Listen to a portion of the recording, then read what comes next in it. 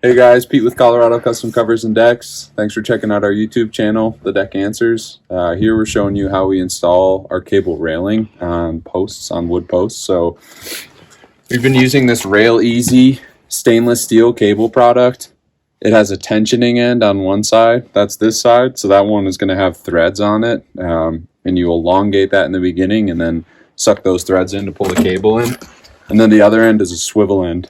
So when you get the template, it's going to come with pre-drilled holes in it, and that marks out for these cables. So you'll see each one of these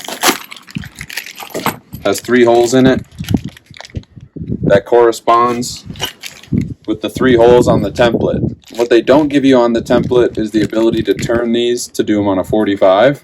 So with the orientation that they give you, these brackets only can swivel one direction, and they swivel about 50 degrees. So with the orientation that they give you, you can either swivel up or down, depending on if you flip that template up or down. And so that would be an application for stair rail. So oftentimes, as you can see, we've got this octagon on this deck that we're working on out here.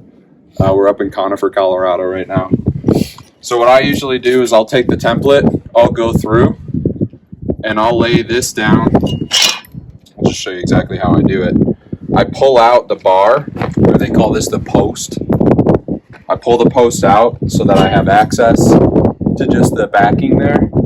I line it up because it gives you a center hole. I line it up with the sideways 45 orientation, mark it all out with a marker, and then pre-drill that. And I go through that with a bigger hole. So I used a 1/4 inch bit on that one. It's an 1/8 inch bit on the preset ones on the template.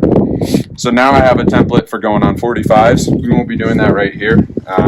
That's just something to keep in mind if you do a lot of posts or 45 details on decks. So the first thing you want to do is figure out the overall of your post. Ours are 33.5. If you were doing a bottom rail on here, so say you were doing a 2x6 across the bottom and setting that at a height that code allows for between 3 and 4 inches, then you'd measure the overall between your bottom and your top rail. So I just said 33.5. Half of that would be 16 3/4. I'm going to come to the center of my post and mark 16 3/4 up. And now this template has these lines that go down the center. So there's going to be 8 pieces of hardware per template. We're using 10 on this. So this is my center right here. And I just marked my center on the post. So now all you need is a clamp.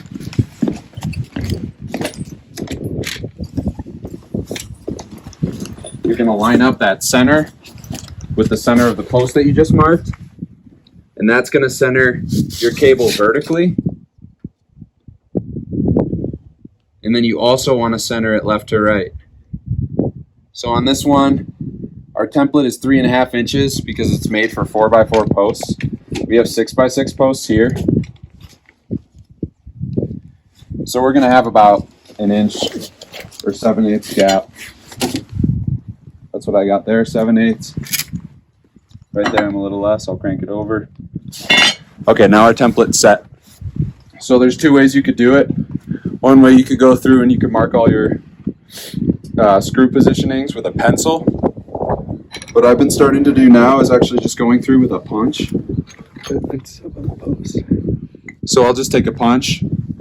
Right now I'm just using a bit because my punch is over there. But I'll just go right in the hole there and I'll go through and I'll punch all the holes. So this one, since I'm not going 45, I'm using their template. But if you just go through with a punch, what's nice about that is then you could just rest your screw right in there. So because I don't have it, I'm going to mark it with pencil, and I'm going to pull this off and install one so you can see how I install them as well.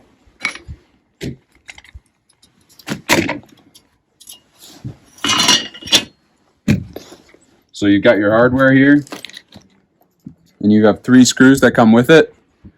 It's kind of challenging to just hold it up and get it all lined up right. So typically what I do is I'll put a screw right on the impact there. I'll feed it all the way through there, and then I can really see my mark where I'm screwing in. So then I just go, I get that first one pretty tight, make sure I can see my other marks and that that's centered on there. And then once you get one of your other marks, then the third one is where it is. So I just installed the swivel end over here. That means at the other end, I'd repeat this process and I'd install the tensioning ends.